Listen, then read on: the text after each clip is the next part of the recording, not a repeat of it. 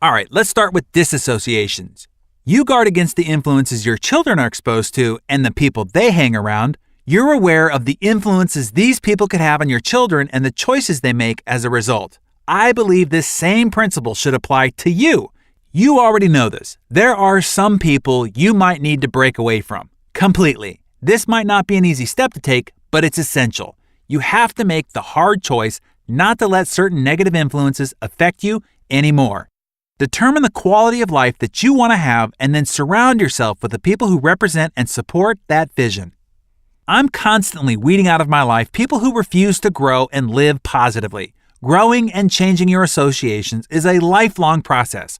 Some people might say I'm too rigorous about it, but I'd like to be even more so. I had a business relationship with someone that I really liked, but when the economy got difficult, most of his conversation was focused on how horrible things were, how much his company was feeling the hit, and how hard it was out there. I said, man, you got to stop working on your presentation about how bad life is. I can hear you collecting all the data points to reinforce your beliefs. He persisted in seeing everything as more dour and hopeless than it was, and I decided we had no business doing business together any longer. When you make the tough decision to put up boundaries between you and the people who drag you down, realize that they'll fight you, especially those closest to you. Your decision to live a more positive, goal-oriented life will be a mirror to their own poor choices. You will make them uncomfortable, and they will attempt to pull you back down to their level. Next, limited associations. There are some people who you can spend 3 hours with, but not 3 days. Others you can spend 3 minutes with, but not 3 hours. Always remember that the influence of associations is both powerful and subtle. The person you're walking with can determine whether you slow your pace or quicken it, literally and figuratively. Additionally, you can't help but be touched by the dominant attitudes, actions, and behaviors of the people whom you spend time with. Decide how much you can afford to be influenced based on how those people represent themselves. This is difficult, I know. I've had to do this on several occasions, even with close family members. I will not, however, allow someone else's actions or attitudes to have a dampening influence on me. I've got a neighbor who is a 3-minute friend. For 3 minutes, we can have a great chit-chat, but we wouldn't mesh for 3 hours. I can hang out with an old high school friend for about 3 hours, but he's not a 3-day guy. And then there are some people I can hang out with for a few days, but I wouldn't go on an extended vacation with them. Take a look at your own relationships and be sure that you're not spending 3 hours with a 3-minute person. While we're in the midst of discussing the associations of people in your life and their effect on you and the energy you need to accomplish your goals, I'd like to offer you what I think is some really excellent counsel. How do I know this is excellent counsel, you ask? Because I've not done this in the past and had to learn this the hard way. Here it is. Be careful whom you share your goals with. Void of a few people in your life, everyone else will either be indifferent, truly not really caring about your goals, dreams, and ambitions. Hey, they don't have enough passion and energy for their own. And others, many close to you, actually want you to fail. I know this sounds crazy, and they don't do it consciously per se. But when you declare you're going to change your life and go for a big goal that will take you out of their herd and ahead of your friends, family, or existing peers, they will resent you. There is a great saying to keep in mind as you move from ordinary to extraordinary. The less you are like others, the less others will like you. Let that be just fine with you. But what is important to realize is that it's not about you at all. It's about them. They are not resentful of you, really. They are resentful of themselves. They are resentful of their own inner voice that prods them to the fact that they should be doing more, stepping out, taking risks, and going for bigger goals in life like you. There's a story I heard about a type of crab that cannot be caught. It is agile and clever enough to get out of any crab trap, and yet these crabs are caught by the thousands every day, thanks to a particular human-like trait they possess. The trap is a wire cage with a hole at the top. Bait is placed in the cage, and the cage is lowered into the water. One crab comes along, enters the cage, and begins munching on the bait. A second crab joins him. A third, crab Thanksgiving, yum! Eventually, however, all the bait is gone. The crabs could easily climb up the side of the cage and through the hole, but they do not. They stay in the cage. Other crabs come along and join them long after the bait is gone. Now, should one of the crabs realize there's no further reason to stay in the trap and attempt to leave, the other crabs will gang up on him and stop him. They will repeatedly pull him off the side of the cage. If he persists, the others will tear off his claws to keep him from climbing. If he persists still, they will kill him. The crabs, by force of the majority, stay together in the cage. The cage is hauled up and it's dinner time on the pier. The chief difference between these crabs and humans is these crabs live in water and humans on land. Anyone who has a dream, one that might get them out of what they might perceive to be a trap, had best beware of the fellow inhabitants of the trap. Now, the people around you don't usually use physical force, although they are not certainly above it. They generally don't need it, however. They have more effective methods at hand and in mouth: innuendo, doubt, ridicule, derision, mockery, sarcasm, scorn, sneering, belittlement, humiliation, jeering, taunting, teasing, lying, and dozens of other tactics they can use to pull off your claws or kill your dreams. This is why you want to keep the crabs around you away from your goals. Here's a great quote from Gandhi that I try to remember as I climb the mountain of my big goals. He said, "First, they ignore you.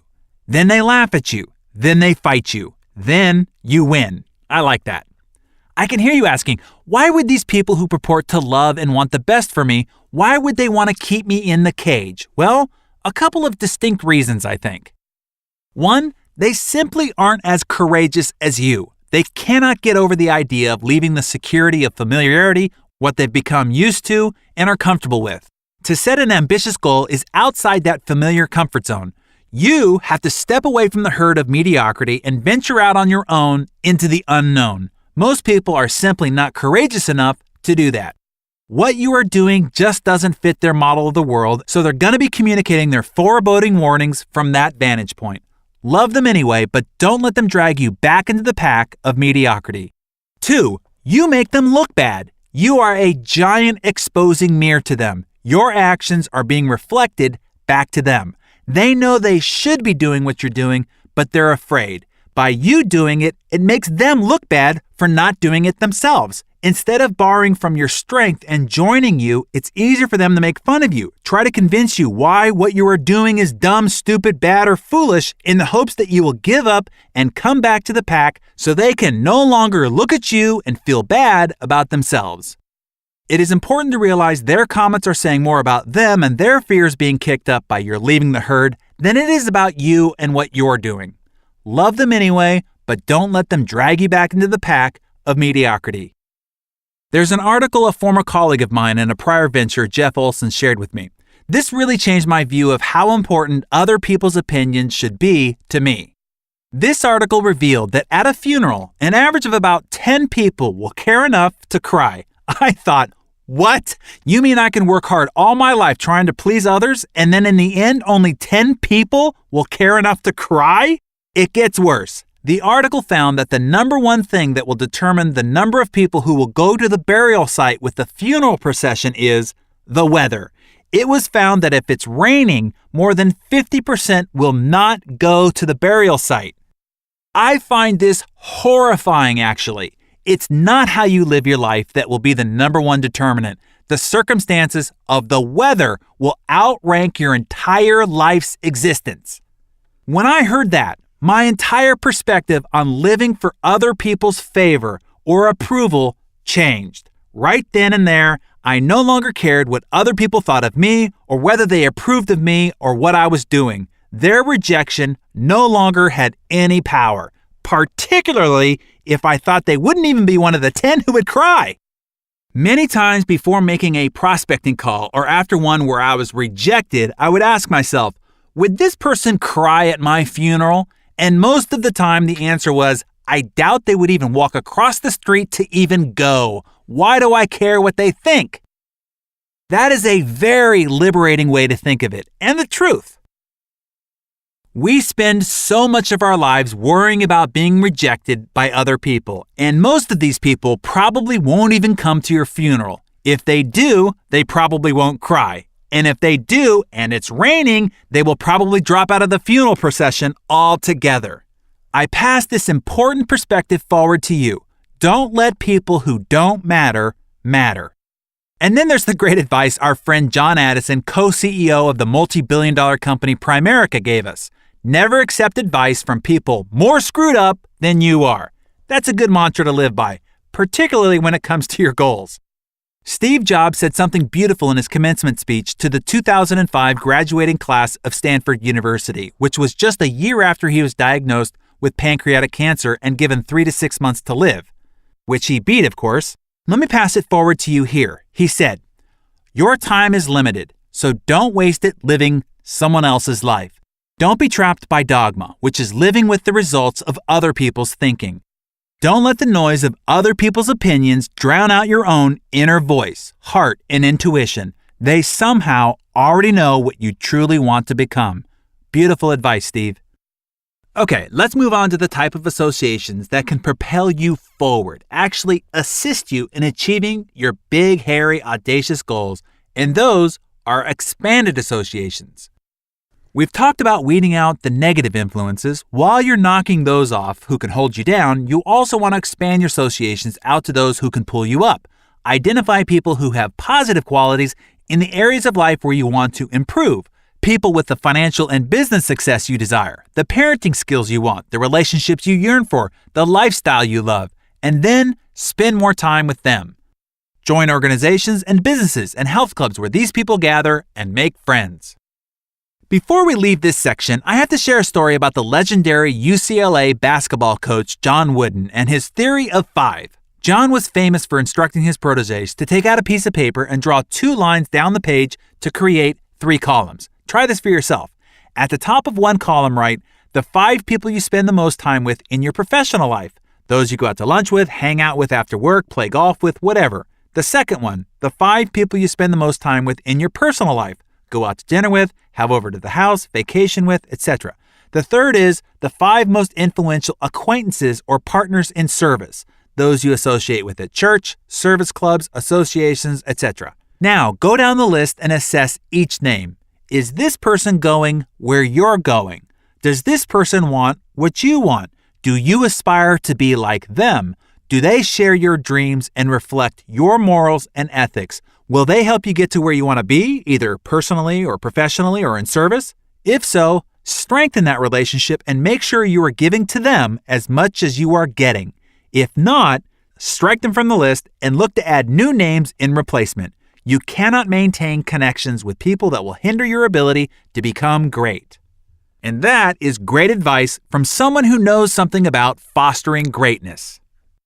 So, if you want to have a better, deeper, more meaningful relationship, ask yourself, who has that type of relationship now? How can I spend more time with that person? Who can I meet who can positively influence me? Let their glow rub off on you. Befriend the person who you think is the biggest, baddest, most successful person in your field.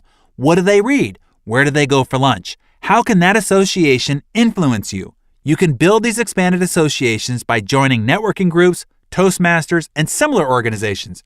Find the charity organizations, symphonies, country clubs where people you want to emulate gather. Now, I rave about Jim Rohn throughout this program because, aside from my father, Jim remains my foremost mentor and influencer. My relationship with Jim perfectly exemplifies an expanded association. While I got to share a few private meals and spend a little time with him during our interviews and backstage before events, most of my time with Jim was spent listening to him in my car or reading his words in my living room. I have spent more than 1,000 hours getting direct instruction from Jim, and 99% of that was through his books and audio programs. What's exciting about this is no matter where you are in your life, maybe busy at home with small children or caretaking aging parents, working long hours with people with whom you have little in common, or living out in the country far from the nearest office building, you too can have almost any mentor you want. If he or she has gathered their best thoughts, stories, and ideas into books, CDs, and DVDs and podcasts, you have an unlimited bounty from which to draw. Take advantage of it.